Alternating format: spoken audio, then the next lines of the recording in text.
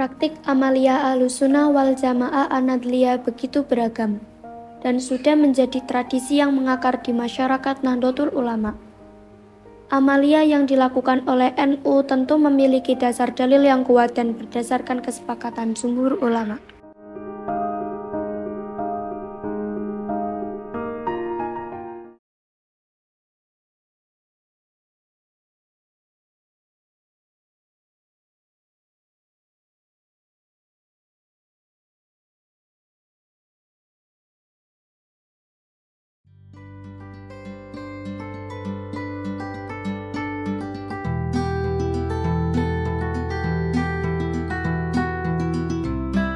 Sudah menjadi tradisi sekolah kami untuk pergi berziarah ke makam waliullah ataupun orang soleh dengan berniatkan tawasul. Berziarah dan bertawasul merupakan tradisi amalia yang melekat bagi warga Nahdlatul Ulama. Lalu, apakah maksud dari bertawasul dengan cara berziarah tersebut? Tawasul secara bahasa itu maknanya adalah perantara, atau bisa dikatakan tawasul itu merupakan jembatan yang menghubungkan antara satu titik kepada titik yang lain. Itu secara makna secara bahasa. Kalau makna secara istilah, tawasul itu adalah sesuatu yang menjadi perantara antara seseorang yang menyambungkan kepada Allah, sesuatu yang menjadi jembatan itu sendiri. Kalau dalilnya itu di dalam Al-Quran ada. Kalau ada yang mengatakan wasilah itu nggak ada dalilnya, kata siapa? Wasilah itu justru disebutkan lafalnya itu di dalam Al-Quran, yaitu di Al-Maidah ayat 35. Ya ayyuhalladzina amanu taqu wabtagu ilaihil wasilah. Wahai orang-orang yang beriman dan orang-orang yang bertakwa, carilah kalian wasilah. Carilah kalian jalan atau perantara atau penyambung. Itu yang pertama di Al-Maidah ayat 35. Lalu yang kedua itu ada di Al-Isra 57. Itu juga ada kata wasilah disebutkan secara langsung. Ulaikal ladzina yad'una yabtaguna ila rabbihim wasilah. Kita dituntut Allah untuk mencari wasilah, mencari perantara, mencari jembatan, agar itu untuk memudahkan kita memahami agama pertama. Lalu apalagi biasanya orang-orang di kalangan orang-orang NU itu digunakan untuk memanjatkan doa menggunakan wasilah. Nabi Adam itu beristighfar meminta ampun kepada Allah itu melalui tawasul Nabi Muhammad. Tadi kan dikatakan ya Rabbi as'aluka bihaqqi Muhammad. Nabi Adam saja itu bertawasul melalui atas nama Nabi Muhammad. Ya, hadis ini hadis sahih, bisa dicek di kitab Al-Mustadrak lil Hakim. Jadi tawasul itu secara ringkasnya itu ada 3. Yang pertama itu bertawasul, berwasilah menggunakan orang-orang, melewati orang-orang soleh seperti para nabi, para wali, para sahabat. Lalu yang kedua bertawasul melalui amal ibadah yang baik, yang di situ fadilahnya memiliki keutamaan tertentu, seperti sholat duha agar rezekinya lancar, itu juga wasilah. Lalu juga wasilah menggunakan tempat yang diberkahi, seperti ketika orang umroh, orang haji itu berebutan berdoa di raudhah. Wasilah tempat raudhah itulah semoga doanya itu cepat terkabul, itu dibolehkan.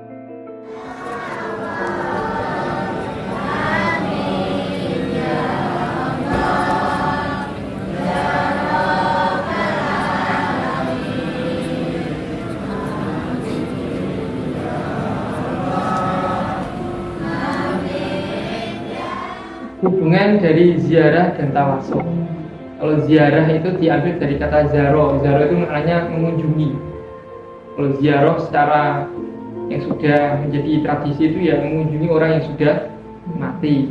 Sebenarnya saya mengunjungi orang yang masih hidup pun saya berziarah, itu juga sebenarnya boleh-boleh saja, karena ziarah itu maknanya adalah mengunjungi. Tapi secara tradisi ziarah itu sudah menjadi sebuah kata pakem, yaitu mengunjungi orang yang sudah meninggal.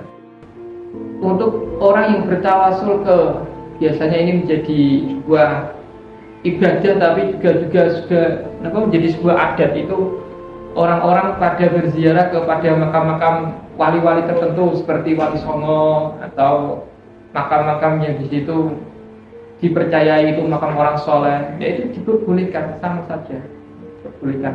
Dengan niat apa? Dengan niat kita itu tidak meminta kepada orang soleh tersebut, tapi kita itu meminta kepada Allah melalui perantara atau jembatan orang soleh. Karena apa? Orang soleh itu dosanya itu kan ya lebih minim daripada kita. Kalau kita berdoa sendiri, antara kita dan Allah itu terhalang sama hijab dosa-dosa kita yang banyak. Yang itu menyebabkan doa-doa kita itu sulit dikabulkan. Makanya kita lewat perantara orang-orang soleh. Tapi ziarah juga bisa dimaknai sekaligus tawasul, yaitu ketika orang-orang itu ziarah kepada makam-makam orang-orang soleh. Tentu di makam orang soleh tersebut, selain mendoakan orang soleh tersebut, kita juga bertawasul, berwasilah melalui orang soleh tersebut.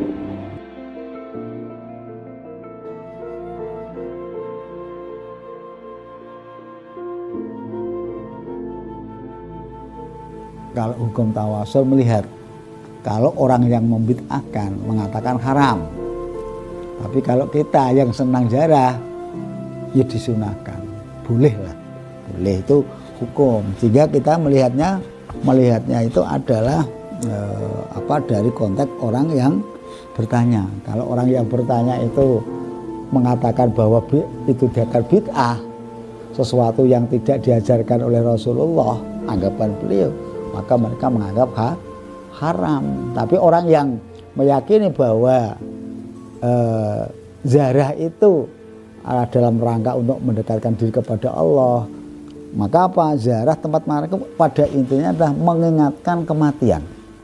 Ziarah itu mesti mengingatkan kematian, bahwa kita pun akan mati. Ya, kita minta langsung bisa, ya Allah, berdoa bisa. Tapi ada ajaran yang mengatakan bahwa kita boleh bertawasul.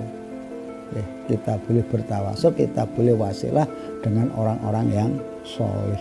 Gitu. Ya, bukan kita minta sesuatu kepada Mbah Sunan, tapi kita minta kepada Mbah Sunan untuk memintakan kepada Allah. Ya, ini kalau memang persepsinya itu, kalau dicontohkan sama dengan ini, orang berobat. Ya, kalau dia tahu itu kan yang bikin sembuh siapa? Kan Allah. Mengapa dia berobat? Mbok langsung minta kepada Allah, ya Allah kita sembuhkan. Ya, tapi kemudian kadang-kadang kita malah gini, wah dokter kono mandi, apakah tidak lebih syirik? Ya, yang mandi kan dokternya, bukan dari Allah. Ya, aku berobat rono mandi cocok. Padahal dokter itu kan juga sebagai perantara ngasih obat dengan harapan bisa sembuh. Gila. Ini kalau kita analogikan termasuk dengan kita gambarkan, kan perlu contoh. Tadi contoh bahwa kita semuanya sebagai umat Islam yang berhaluan Ahlussunnah semua, karena mengakui dengan kekurangan seseorang, akhirnya milih untuk mendekatkan diri kepada Allah, untuk mohon kepada Allah itu melewat makhluk-makhluk atau lewat orang-orang yang menjadi kekasih Allah, di antara tadi para wali Allah. Nah, ini tujuannya itu.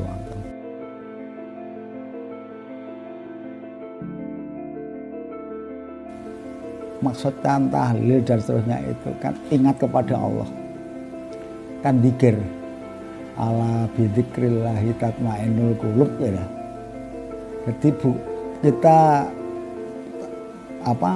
mendoakan kepada para wali itu dalam rangka kita bukan wali itu istilahnya masih kekurangan, tapi kita mengharapkan keberkahan.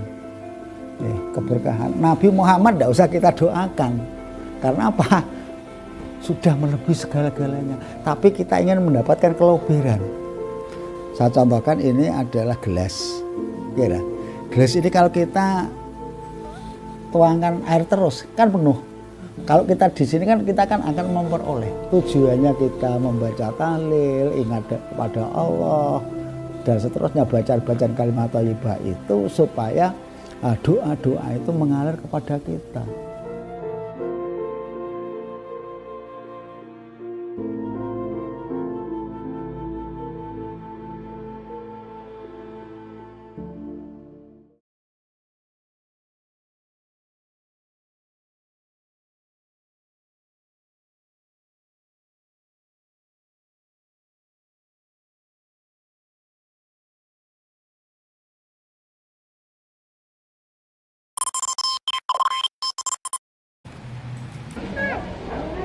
Udah lancar ya, satu.